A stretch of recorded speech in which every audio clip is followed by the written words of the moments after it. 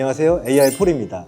오늘은 AI가 어디에서 어디까지 빨라지고 있는지, 그리고 그 속도가 창작과 일하는 방식까지 어떻게 바꾸고 있는지를 세 가지 이야기로 살펴보겠습니다. 첫 번째로 살펴볼 기업은 AI 연산 속도 자체를 다시 정의하고 있는 AI 칩 스타트업 그록입니다. 그록은 2016년 구글에서 AI 반도체를 직접 설계하던 엔지니어들이 중심이 되어 설립되었습니다. 당시 이들이 느낀 문제는 분명했습니다. AI 모델은 점점 커지는데 하드웨어 구조는 여전히 복잡하고 예측하기 어렵다는 점이었습니다. 기존 GPU나 AI 칩은 여러 연산을 동시에 처리하는 구조를 갖고 있어서 성능은 강력하지만 연산 순서가 사항마다 달라질 수 있습니다. 이 때문에 AI가 언제 답을 내놓을지 정확히 예측하기 어렵다는 문제가 생깁니다. 그록의 창업자들은 이 구조 자체를 처음부터 다시 설계해야 한다고 판단했고, 그 결과 구글을 나와 그록을 설립하게 됐습니다. 그록은 빠르지만 복잡한 칩이 아니라 아주 단순하지만 항상 같은 속도를 내는 칩을 목표로 삼았습니다. 그래서 그록의 칩은 연산 순서가 완전히 고정된 구조를 가집니다. AI가 어떤 질문을 받더라도 항상 같은 경로로 계산을 진행합니다. 이런 접근 방식은 최근 엔비디아가 그록의 기술과 인재에 주목하게 된 배경이기도 합니다. 그록의 접근 방식이 중요한 이유는 이 회사가 단순히 더 빠른 칩을 만들고 있기 때문이 아닙니다. 그록이 바라보는 미래는 AI가 멀리 있는 계산 장치가 아니라 사람의 말과 행동에 즉각적으로 반응하는 존재가 되는 세상입니다. 대화형 AI, 실시간 번역, 즉각적인 판단이 필요한 시스템, 그리고 사람의 반응 속도가 중요한 서비스까지 AI가 개입할 수 있는 영역이 훨씬 넓어집니다. 그록 이야기를 듣다 보니까 제가 평소에 쓰는 챗GPT가 조금 어려운 질문을 하거나 복잡한 요청을 하면 갑자기 느려질 때가 떠올랐어요. 이런 현상도 결국 속도의 문제라고 할 수 있을까요? AI가 느려지는 이유는 생각을 못해서라기보다는 연산하는 과정이 되게 복잡해지기 때문이에요. 그래서 그 질문이 어려울수록 AI는 더 많은 계산을 하고, 그럼 우리는 이제 기다리는 입장에서는 더 늦어진다고 생각을 하는 거죠. 사실 이제 그록은 이 계산이 몰리는 순간에도 느려짐을 느껴지지 않게 빠르게 처리할 수 있는 그런 하드웨어적 구조 자체를 가지고 있다고 볼 수 있어요.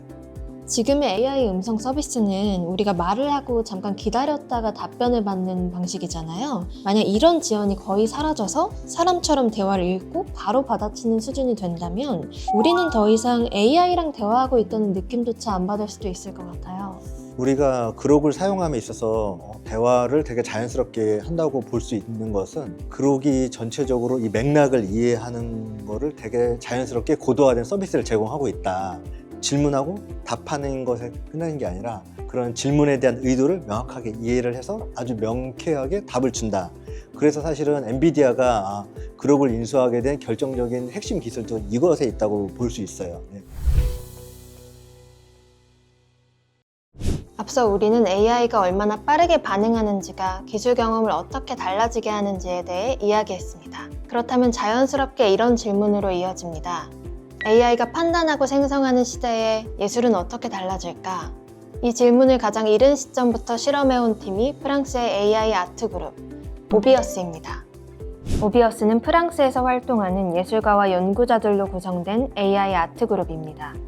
이들은 인공지능 알고리즘을 단순한 도구로 사용하는 데서 그치지 않고 직접 연구하고 설계해 그 과정을 예술로 연결합니다. 오비어스의 작품은 겉으로 보면 이미지나 영상이지만 그 안에는 연구 과정이 함께 담겨 있습니다. 이들은 소르본 대학교를 기반으로 한 연구 과정에서 이미지와 영상, 사운드 생성 알고리즘을 연구해 왔고, 프랑스 국립연구기관의 지원을 받아 AI 예술 실험을 이어왔습니다. 오비어스가 세계적으로 알려지게 된 계기는 AI가 생성한 초상화 작품이 대형 경매에 등장하면서부터입니다. 이 작품은 과거 수백 년간 초상화 데이터를 학습한 AI가 새로운 얼굴을 만들어낸 결과였고, 작품에는 사람의 이름 대신 알고리즘을 나타내는 수식이 서명처럼 적혀 있었습니다. 이 장면은 많은 사람들에게 하나의 질문을 던졌습니다.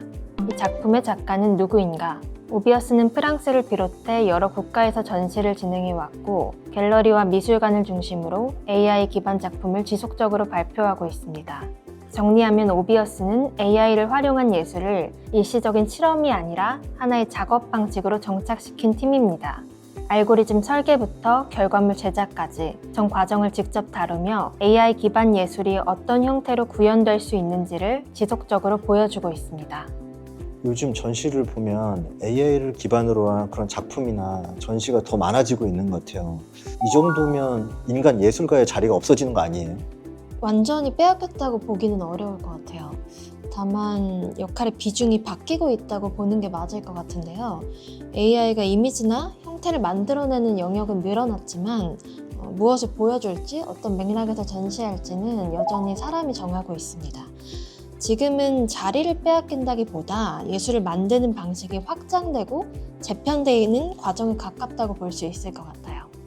이제 예술을 얘기할 때 예술가뿐만 아니라 연구자나 개발자랑 함께 작업하는 경우도 같이 많아지고 있잖아요. 그렇다면 앞으로 예술가라는 사람의 범주는 어떻게 정의를 해야 될까요? 앞으로 예술가는 혼자 붓을 들거나 혼자서 작업하는 사람을 의미하지는 않을 것 같아요. 어떤 기술을 쓰느냐보다 무엇을 만들지 결정하고 그 방향을 설계하는 사람이 예술가에 가까워질 것 같습니다. 그래서 앞으로의 예술은 혼자 만드는 작업이라기보다는 여러 전문성이 함께 모여 만들어진 팀 작업의 형태로 더 많이 등장할 것 같습니다. 세 번째 코너는 아이디어를 빠르게 시작할 수 있도록 도와주는 AI 기반 디자인 도구 비즐리입니다. 비즐리는 웹이나 앱 화면을 기획할 때 사용하는 UI 디자인 과정을 AI로 단순화한 서비스입니다. 기존에는 아이디어를 문서로 정리하고 디자이너가 그걸 다시 화면으로 옮기는 여러 단계를 거쳐야 했습니다. 비즐리가 주목받는 이유는 디자인을 대신 잘 해주기 때문이 아닙니다. 아이디어를 말로 설명하는 단계에서 눈으로 보는 단계로 아주 빠르게 옮겨주기 때문입니다. 회의 중에 나온 아이디어나 기획 단계의 러프한 생각을 그 자리에서 바로 화면으로 확인할 수 있어 소통하는 속도가 크게 빨라집니다. 가장 주목받는 기능 중 몇 가지를 보면 다음과 같습니다. 첫째, 스크린샷을 바로 편집 가능한 와이어 프레임으로 변환합니다. 둘째, 손으로 그린 스케치를 UI로 바꾸는 기능입니다. 셋째, 텍스트를 다이어그램이나 플로우 형태로 변환해주는 기능도 있습니다. 물론 아직까지는 완성도를 높이기 위해 사람의 손길이 필요한 부분도 있습니다. 하지만 스크린샷부터 손그림, 텍스트까지 여러 입력을 한 번에 처리할 수 있는 기능은 디자인 경험의 진입 장벽을 크게 낮추고 있습니다.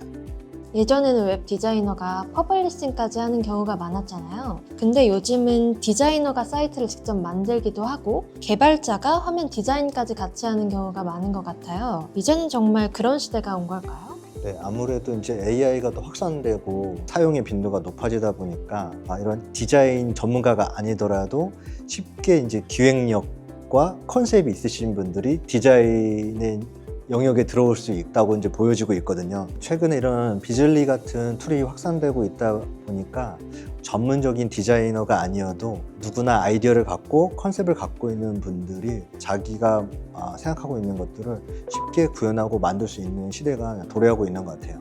지금까지는 화면이나 기획을 도와주는 AI 이야기였는데요. 반대로 백엔드 쪽을 도와주는 AI도 이미 나오고 있나요? 네, 이미 많이 또 쓰이고 있죠. 다만 이제 아직 백엔드 전체를 대신한다기보다는 이런 복잡한 작업을 도와주는 역할을 하는 그런 툴들이 이제 많이 있어요. 예를 들면 뭐 GitHub 코파일럿 개발자가 자연어로 설명을 하면 서버 로직이나 데이터 처리 코드를 자동으로 생성해주는 이제 도구라고 말씀드릴 수 있고요. 앞으로 이런 백엔드가 미리 완성된 구조로 제공되고 프론트엔드랑 연결이 된다면 개발자의 역할도 만드는 일보다는 기획하고 판단하는 일로 점점 옮겨갈 것 같아요. 저희가 준비한 이야기는 여기까지입니다. AI에 대해 궁금한 점이 있으시다면 댓글이나 이메일로 남겨주시면 참고하도록 하겠습니다. 지금까지 AI 폴이었습니다.